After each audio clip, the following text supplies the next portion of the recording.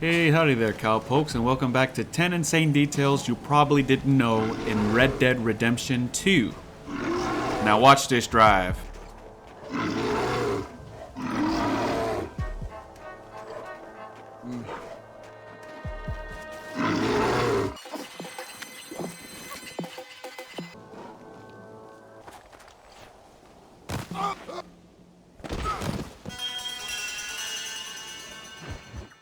So starting out this list is at the end of chapter 6 when you have to run into the caves. Either Arthur can take the lead and go into the caves first and ask John to follow, or John will lead Arthur into the caves if you take too long to go in and ask him to follow.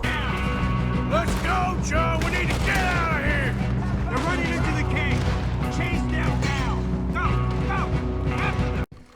Come on, Arthur! Into the caves! Quick! The second thing you might have missed is that if you destroy the bridge before doing the optional mission for Rain's Fall, he will comment on it upon passing on the way up the mountain. What's left of that bridge over there? I heard about it being destroyed. Do you know if that was also my son's doing? No, I'm pretty sure he had nothing to do with that one. Well, I fear they will find a way to blame it on us anyway. When searching the graveyards to get the money for Angelo Bronte in order to get Jack back, when you first enter into the graveyard, you can see sometimes this weird woman in black running straight ahead of you through the little gazebo. What's strange about her is that she is super creepy in appearance. She has really long fingernails, kind of like claws, and no matter how much you try to shoot her, she will not die. I think I've seen somewhere that somebody mentioned that this is actually also the Strange Man, another form of the Strange Man. I don't think that is. I think possibly that this is just a reference to a movie or a story of some sort that I just don't understand. But I'll let you decide. You can let me know in the comments if you know exactly what this is. How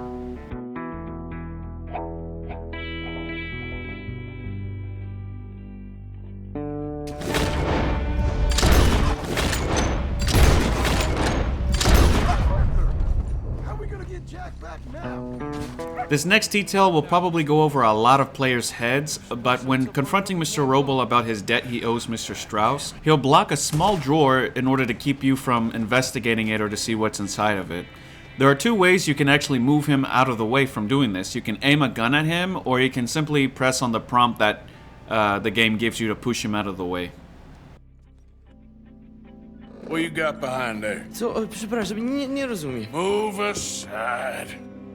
Prusakom nie można ufać. Amerykańcom też. What do we have here? Moja obrączka, nie! Just keep quiet.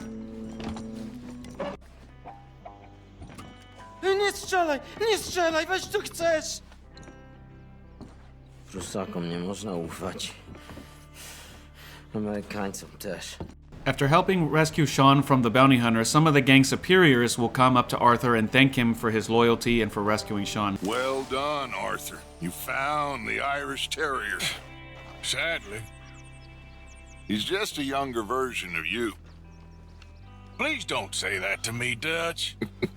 Oh, it's true. It's true. So you brought the loudmouth kid back to us. I'm sorry. I wanted them to hang him. Well, he amuses me. You done good, Arthur. Loyalty.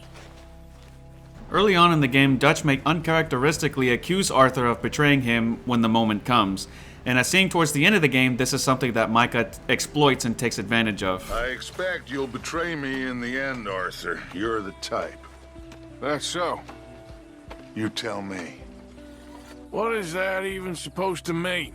I'm sorry. I'm a little tired, I think. That's a strange thing to say.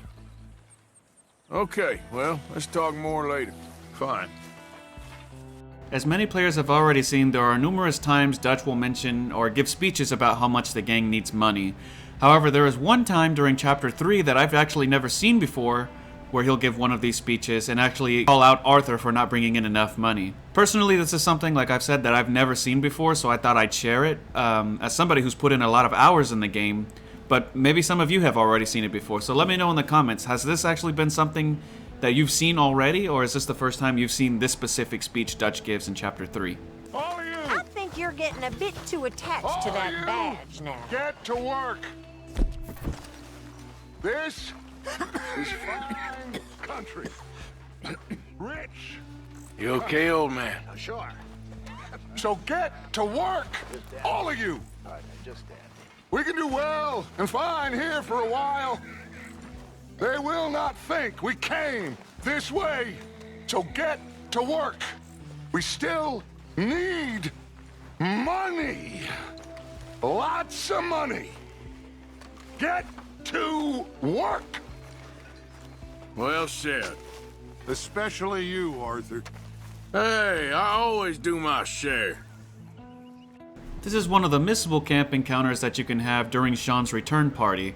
There's a lot going on, and there's a lot of different encounters that you can actually be involved in, like singing camp songs, or listening to campfire conversation, or even watching Bill and John have their drunk wheeze-laughing moment. This is one that's in the back of all the festivities going on, where you can actually see a small tender moment shared between Dutch and Hosea early on in the game before everything goes sideways.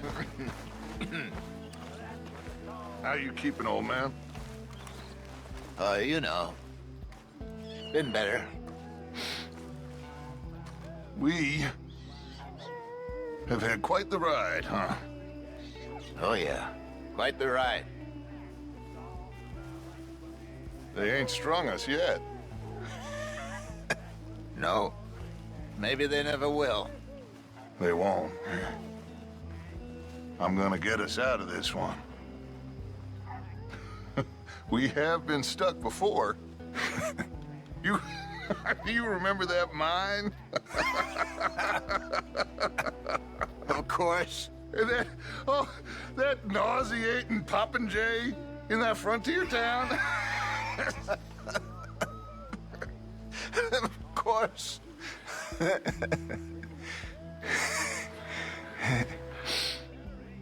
We did it, Hosea. Huh? Whatever else happens, we did it. I know.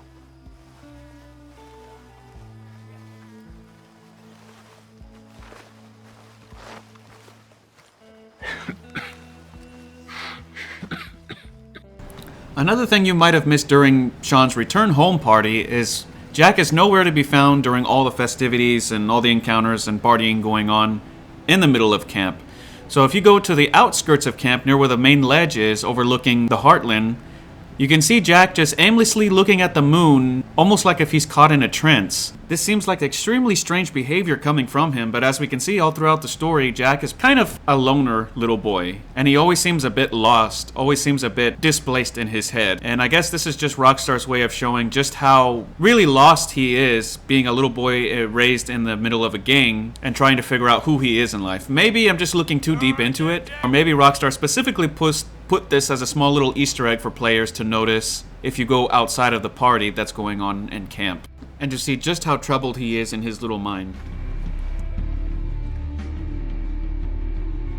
A lot of comments I've seen from many different players saying that they've never seen this mission before, so I think I'll go ahead and showcase it here for everybody to see, for those who still might not have seen it, or if you have already seen it, then you can go ahead and stop the video now if you want, or if you want to continue watching. But if you're riding out in the plains or anywhere really in the map during Chapter 2 or between Chapter 2 and Chapter 3, Javier may suddenly approach Arthur out of nowhere and ask for help rescuing Bill, who had just been captured by bounty hunters. You can choose to help Javier or decline, or even if you want to change your mind, you can decline and then ride back up to him, and you can have unique dialogue for doing that. After a small ride, he'll tell you what happened, and then upon reaching the camp, you can make a plan about best how to approach or confront the bounty hunters, and then release Bill from his bonds. I wish there were a lot more of these that were placed in the game, and maybe there are, and I just haven't found them yet, but in my 5 years of playing this game since launch, this is the only mission that I found outside the main story that's kind of a spontaneous, really, really easy to miss side mission. Arthur! Oh, am I glad I found you. Arthur, they got Bill. What? Who has it? Bountymen. I found their camp nearby. They got Bill tied up. I'm gonna go take care of it. Come on. Oh, sloppy Bill. Yeah, well, You coming? All right, lead the way. So how'd you find him? He said he was going hunting. Never returned. I was able to track him pretty easily. Only a matter of time before they decide to pick up camp. Head for town to collect the bounty. Guess we're in sights again. When are we not, Arthur? Fair point. What'll Dutch do? Ain't for me to say. Doubt Bill'll like it, whatever it is. He's a problem. We all know it. Is that for me to say? I think it is, Arthur. Well, let's save his ass first. Worry about how to kick it later. Hey, you idiots ever hear of Dutch's boys? You're gonna pay for this. You have no idea what hell is coming your way. We're shaking in our boots. Idiot. I'm bored listening to this son of a bitch. Hey, let's take him into town and collect on the bounty. Get us some money. Won't be long before you'll be tucked up in a nice warm cell. Then you can talk all you want. I'm ready when you are, Arthur. They're fr-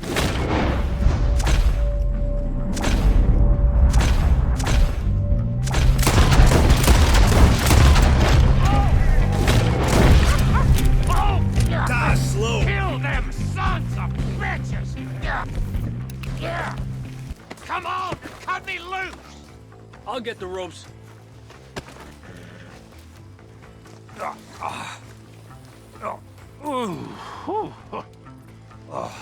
Thanks, Javier. I owe you for this. Well, I'm gonna head back to camp, find a bottle, and nurse these bruises. Yeah. I'm headed to camp as well. Thanks, Arthur. What's next? Wake him up a little! Forgiveness? There's some folks who don't deserve it.